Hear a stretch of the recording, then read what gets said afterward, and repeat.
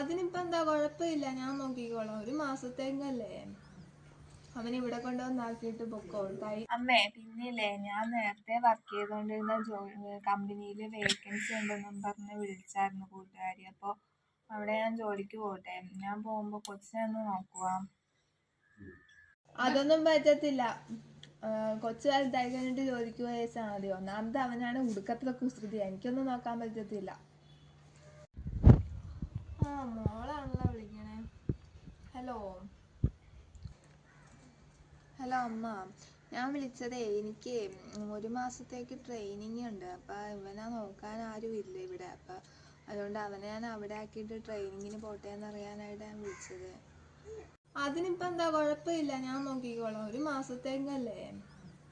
അവൻ ഇവിടെ കൊണ്ടുവന്നാക്കിയിട്ട് പൊക്കോ. ധൈര്യമായിട്ട് ട്രെയിനിങ്ങിന് പോയിട്ട് വായോ, ഞാൻ നോക്കിക്കോളാതെ.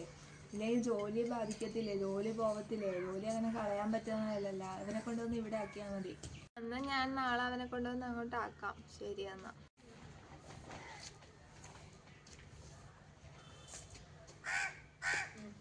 വീഡിയോ ഇഷ്ടപ്പെട്ടാൽ സപ്പോർട്ട് ചെയ്യാൻ മറക്കല്ലേ.